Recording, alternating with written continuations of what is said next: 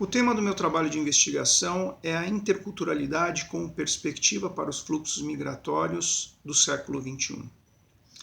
Esse trabalho de pesquisa, ele surgiu a partir da observação de que houve um aumento significativo dos fluxos migratórios em todo o mundo a partir do ano 2000. Do ano 2000 para cá, houve um aumento de 49% de pessoas que se deslocam, que saem dos seus países de origem com destino a outros países. Em 2009, 195 milhões de pessoas viviam fora dos seus países de origem. Esse número aumentou substancialmente em 2017 para 258 milhões de pessoas. Ainda sobre esses dados, o relatório de migração internacional de 2017 apontava a existência de 68,5 milhões de refugiados em todo o mundo. Esse número aumentou para 70,8 milhões de pessoas, de refugiados, de pessoas que se deslocam de maneira forçada no relatório de 2018. Ou seja, em um ano nós tivemos aí mais de 2 milhões de pessoas incrementando esses fluxos migratórios só de refugiados, sem contar aqueles que migram por vontade própria, sem serem forçados a deixarem os seus países de origem. Dentre as inúmeras razões que contribuem de forma imediata para esse aumento dos fluxos migratórios, eu posso destacar as guerras civis, as instabilidades políticas e econômicas e os desastres ambientais. Mas eu observo que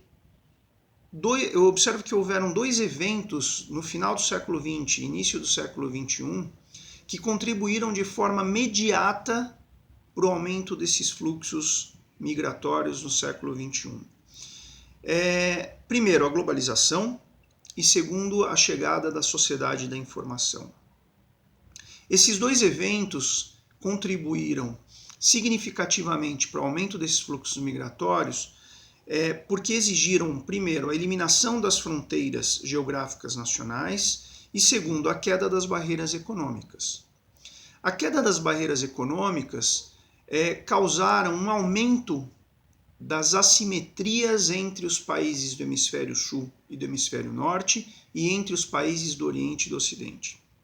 Quando eu falo de assimetrias, eu me refiro ao aumento das desigualdades econômicas e sociais entre os países desses hemisférios, e entre os países do Oriente e do Ocidente.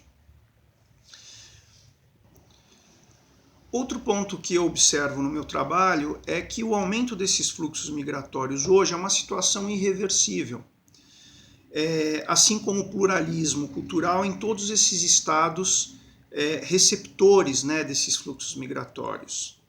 O grande problema é que nesses estados que hoje recebem esses fluxos migratórios, que são destinos desses fluxos migratórios, nota-se a formação de minorias religiosas, étnicas e linguísticas que acabam se concentrando em pequenos guetos e acabam, de certa maneira, ficando marginalizados socialmente dentro desses estados receptores, dentro desse espaço supranacional.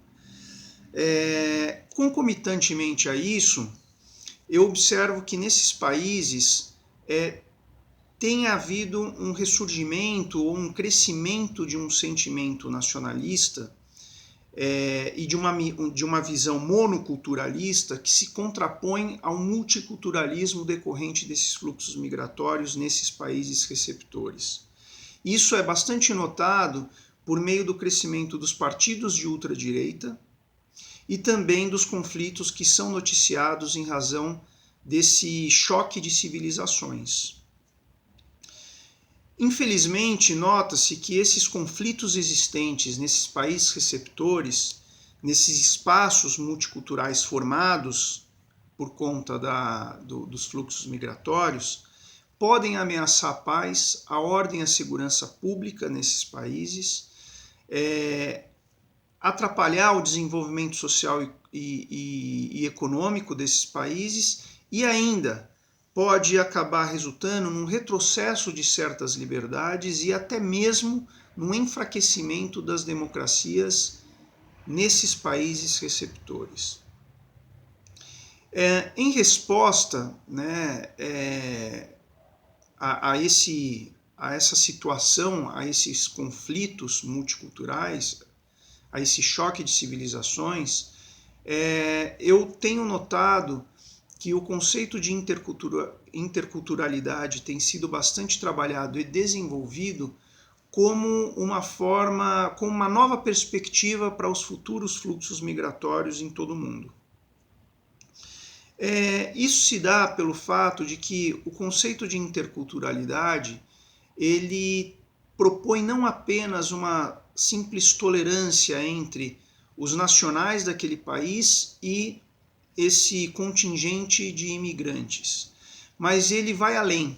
Ele, na verdade, ele propõe que haja um diálogo entre essas culturas diferentes, uma aproximação, uma tentativa de inclusão social para que haja uma real convivência pacífica entre as culturas diferentes. Esse conceito de interculturalidade, portanto, ele difere do multiculturalismo, que também era um conceito que trabalhava a tolerância, a convivência pacífica, né, de pessoas de culturas diferentes no mesmo espaço físico, mas o multiculturalismo acabava ficando constrito apenas a essa tolerância. A interculturalidade ela vai além. A proposta dela é justamente que haja o reconhecimento da cultura do outro, né?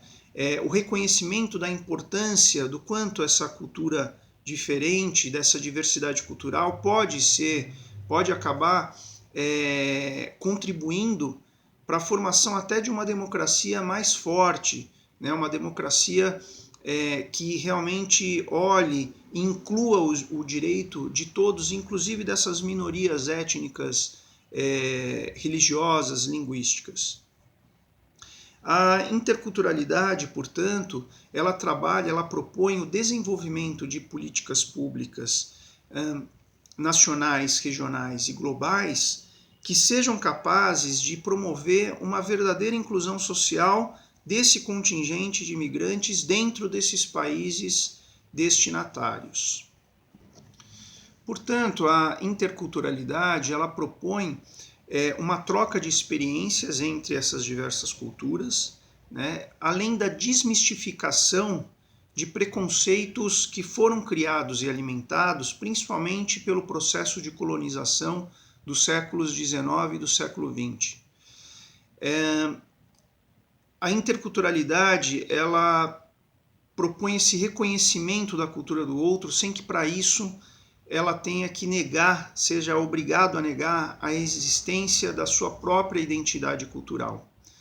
Por essa razão, eu acredito que a interculturalidade seja uma nova perspectiva, uma perspectiva mais real, mais verdadeira, para que a gente possa alcançar não só a paz, né, assegurar os direitos fundamentais de toda essa população, fortalecer as democracias, garantir a ordem e a segurança pública nesses países multiculturais e, consequentemente, alcançar e assegurar o desenvolvimento social e econômico nesses países.